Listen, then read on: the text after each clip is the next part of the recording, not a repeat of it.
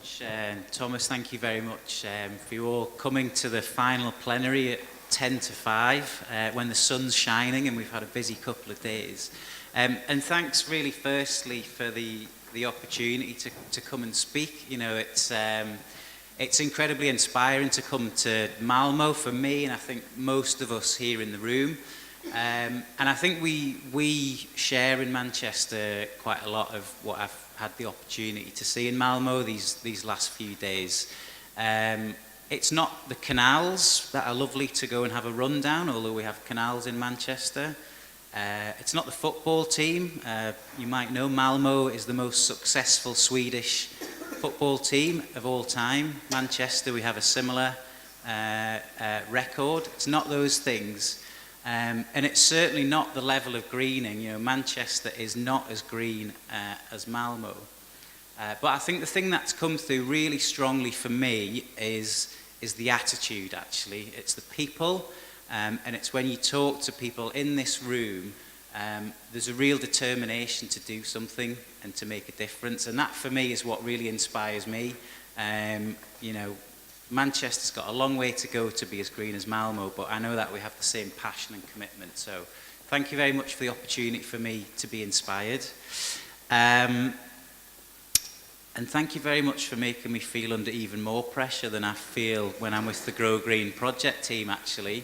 I think, yes, this is a really exciting opportunity for Grow Green and the other projects to learn from Green Surge, to build on what's happened. And I think what I described briefly in the short presentation earlier was just to kind of start to reconfigure the relationship between cities and researchers in a way which can more effectively drive outcomes on the ground. So that's the opportunity that I think is in front of us.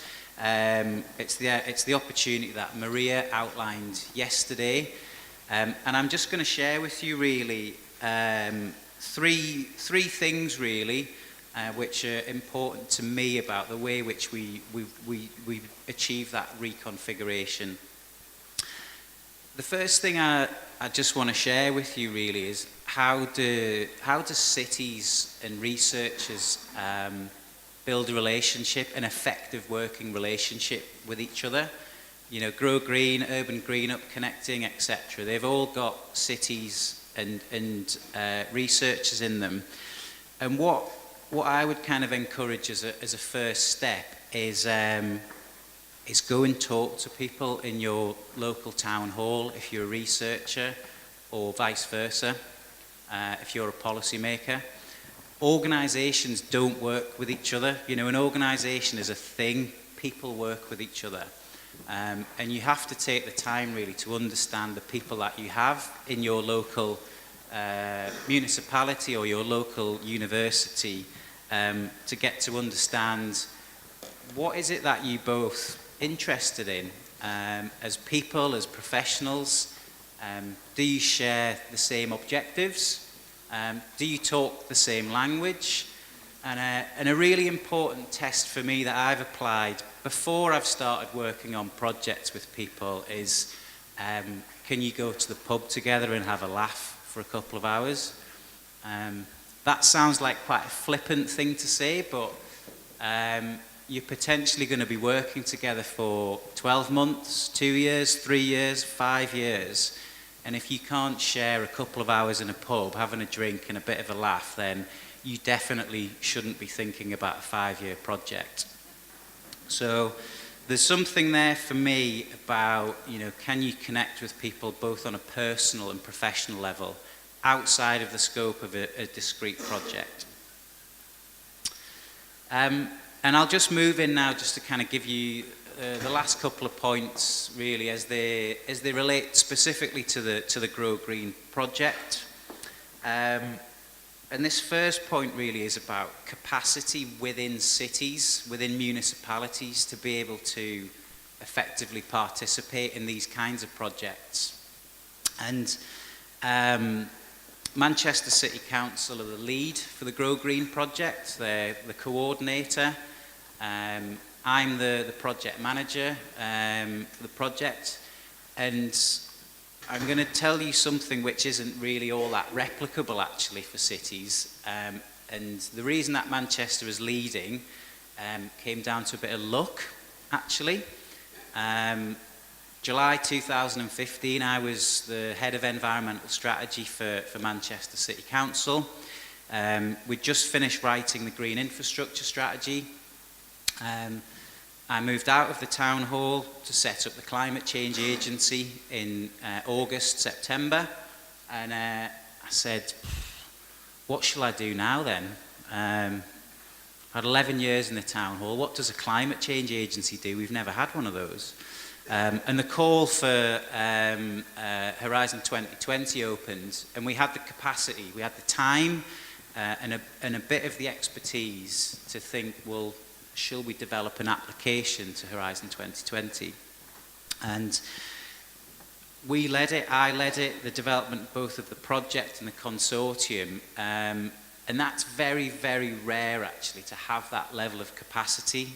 I certainly don't have it now, and I'm unlikely to have it ever again, but there's something there for me about if we expect cities to lead, either the cities themselves need to be able to build the capacity, which is very unlikely, or they need to be able to bring in trusted partners who can help to bring some of that capacity. And universities, for example, research and technology organisations and others might be the kinds of organisations that can build that kind of capacity for the bidding stage.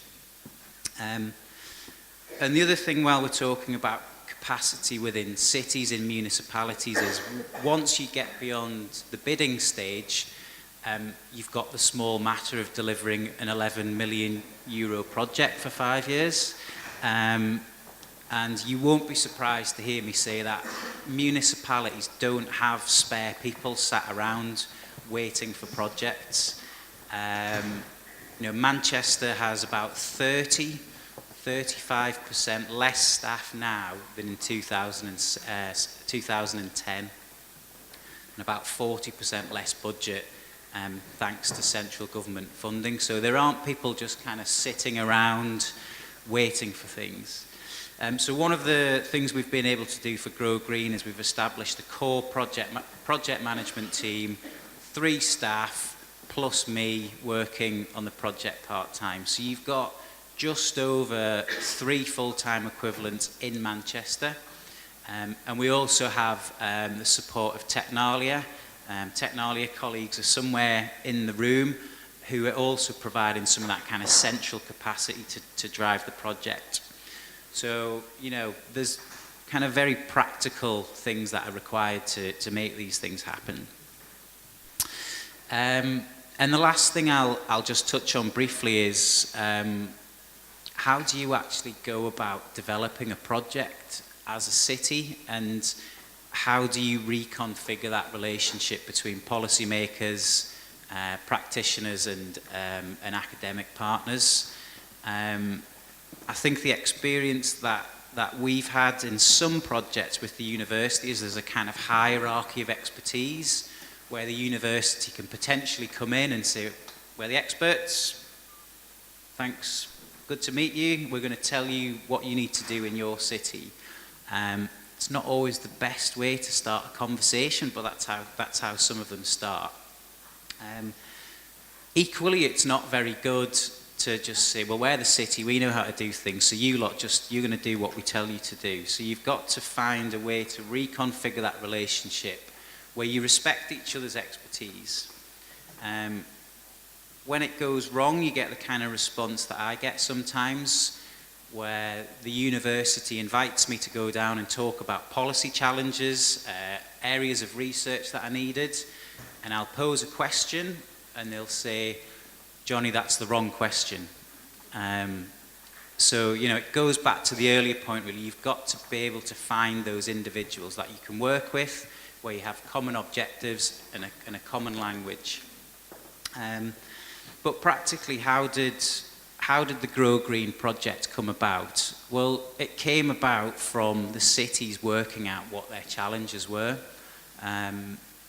As I said, Manchester had a green infrastructure strategy that we'd launched in July.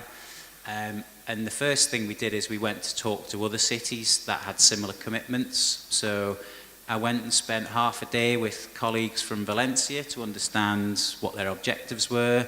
Did we like each other? Did Valencia sound like a nice city to work with? Did Manchester sound like a nice city to work with? Same conversation with colleagues in Wrocław, and we spent some time to say, is there enough commonality between the cities to work together? Yes. And is Horizon 2020 the right fund to achieve what we want? Because if it's not, let's not chase this pot of money, because again, 5 years is a long time to be spending the wrong kind of money. And we started there, really. We built a concept that worked for the cities, and then we invited partners to sit around it. And I think it was really challenging for some of the experts in universities and other organisations to be kind of invited in once some of that initial thinking had been done. Really challenges that kind of prevailing hierarchy that can exist between cities and researchers. But in all three universities, Manchester, Valencia, Wrocław, you have people who want to be able to apply their expertise and make things happen on the ground. So they want to support cities, they want to work with cities, they want to evaluate the impact of real-life projects. And, again, that's about the people. That's not necessarily the philosophy of their university, but it's the philosophy of the people that we brought in. And that's how we built the concept, really. And we ended up with 23 partners somehow, including a Chinese partner. And I suppose what I'm supposed to give you now is a series of recommendations for how you might go out and do a bit more. Well, I think, those are the three things. I'd say stay close to Grow Green and the other three projects. The European Commission is certainly watching us very closely. We have a commitment to collaborate as 4 projects, whether we like it or not, we've been told.